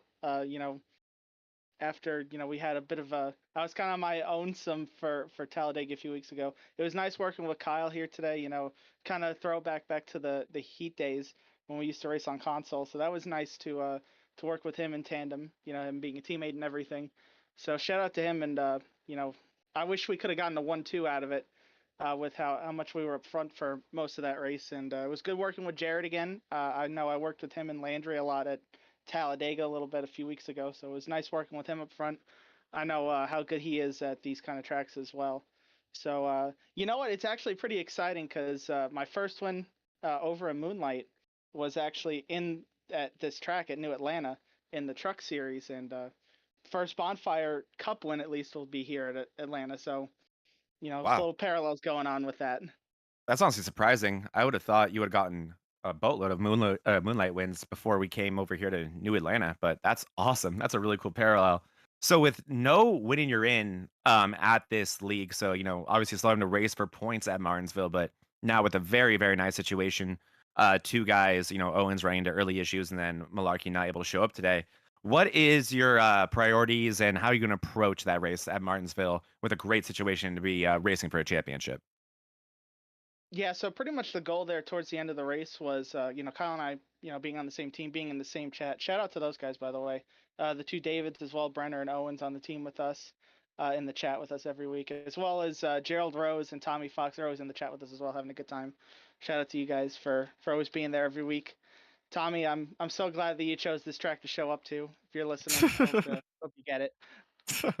Yeah, so pretty much Kyle and I, we were just talking like, it's like what's your strategy here coming towards the end? It's like, to be honest with you, Kyle, I just want to get as many points as I can. And I think me and him were in the same boat. It didn't really matter if we finished 1-2 and whichever way we did.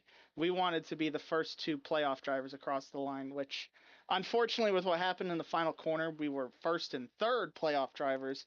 Medina there was able to sneak between us. Yeah. So of course going then into next week, Martinsville, that is going to be an absolute. I don't even know how to describe what kind of a race there. I've never raced the Cup cars there before, but I know me and you, we've had some great battles in the trucks. Yep. Owens is always very good there as well. Medina is good pretty much everywhere we go. It's just going to be. I wanted to get out of here with as many points as I can, and I really can't ask for any more points than I got to just make sure I had a buffer going into Martinsville because this car kind of drives a little weird at tracks that I'm really good at in other cars. So, well, I don't know. We'll see what happens.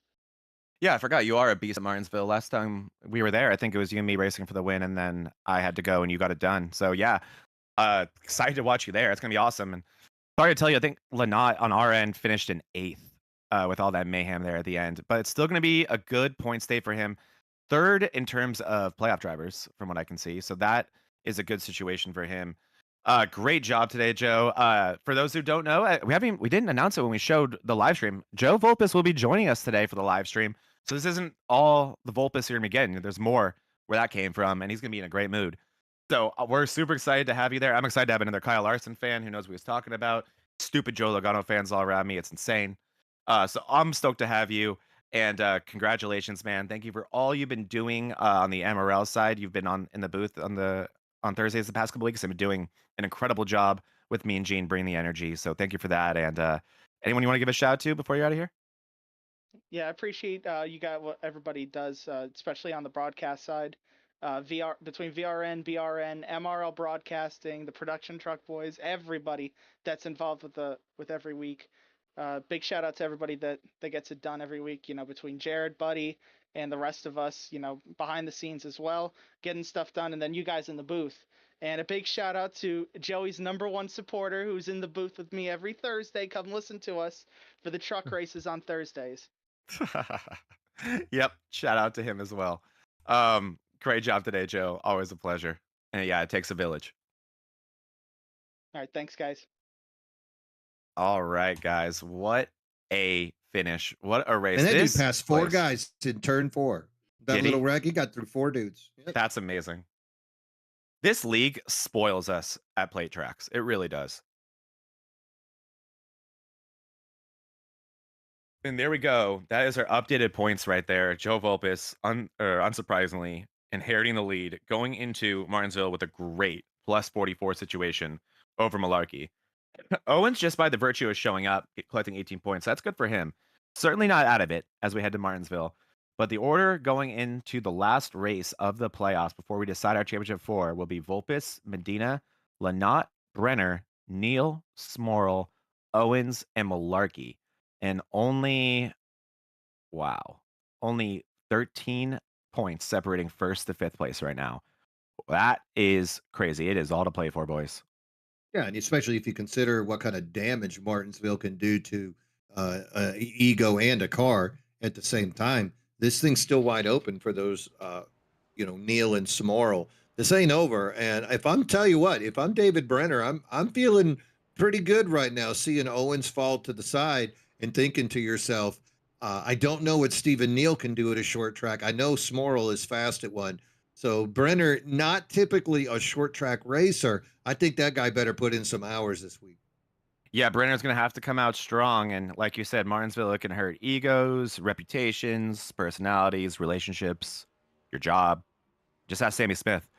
Definitely a crazy track to be going to for the last race to decide the championship for. These guys are probably going to be very, very nervous going into that one. And it is a huge luxury to come out here today to Atlanta. Another unpredictable track, granted, but to come out here, get the points you need, and really go into Martinsville with as little anxiety as possible. So that's going to be a fun one to watch next week, and it's all going to be on the line. By looking at that points right now, I can't put a prediction of who our Final 4 will be outside of feeling good about Volpis and Medina, but anything can truly happen at that racetrack. Any final thoughts before we go get ready and start watching some paperclip in the Cup Series, Dalton, as we pull up our best of the rest? Mandela still leading there. Yeah, I was just looking at the leaderboard.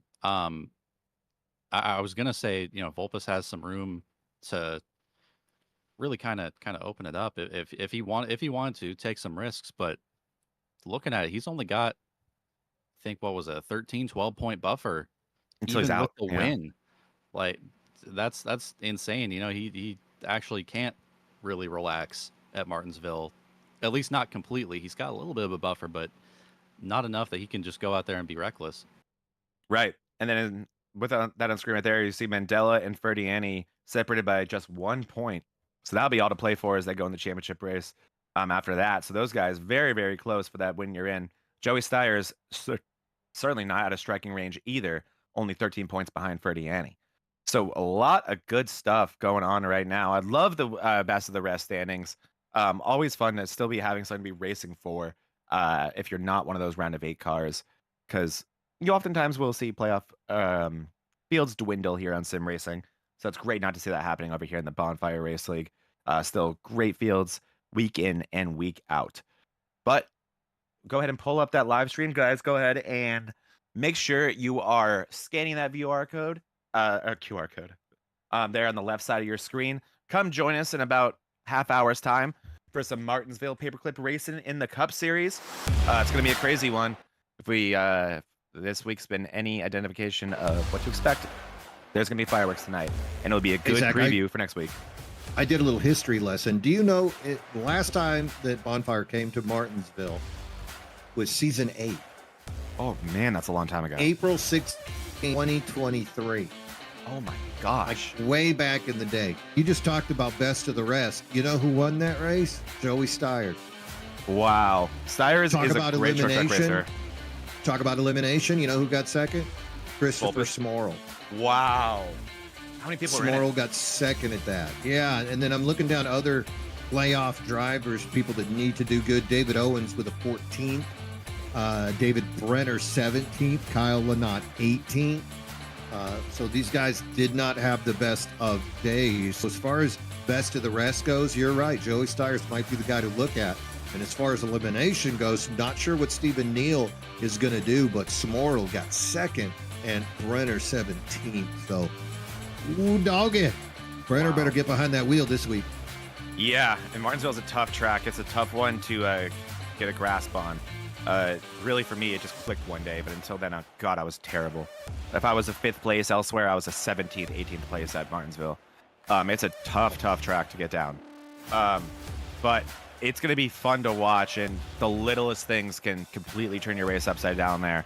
Such close racing, it's just all too easy to get caught in an incident there.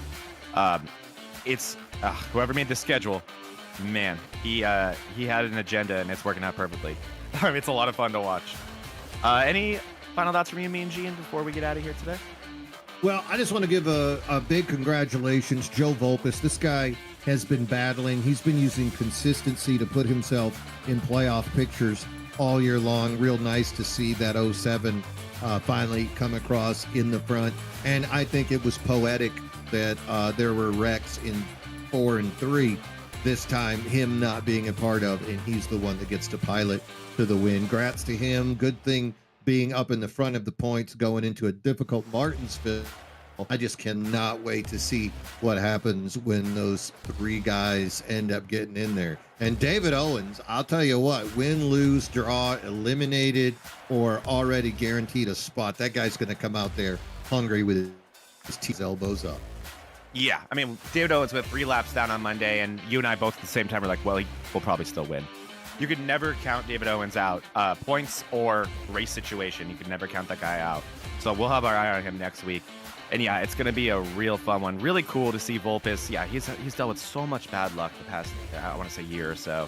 So to see that all finally catch up to him and go the other way and get some good luck, I mean, really a win that he deserved. You got to be there in the first place to get it done. So shout out to Joe Volpes. Excited to have him join the VRN team and with us today. And maybe there's something with that, because it seems like if guys join VRN, they start winning races. So good for Volpes.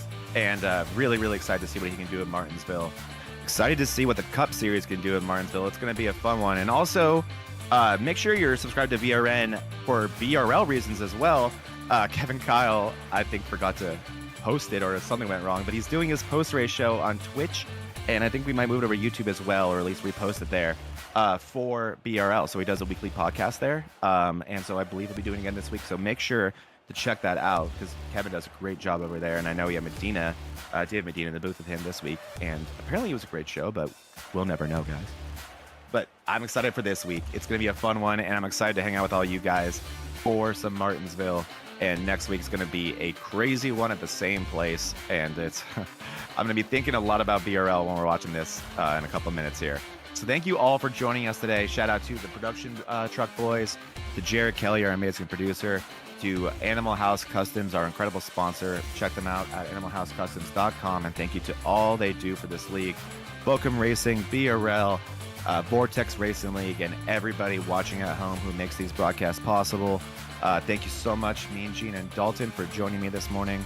Always have the best time in the booth with you guys, and always have the best time covering this awesome league and the incredible turns that it takes, especially at these plate tracks. It always delivers, and tonight was no exception. Thank you guys for joining us, and we will see you next Sunday for the championship cutoff race over at Paperclip in Martinsville. Have a good one.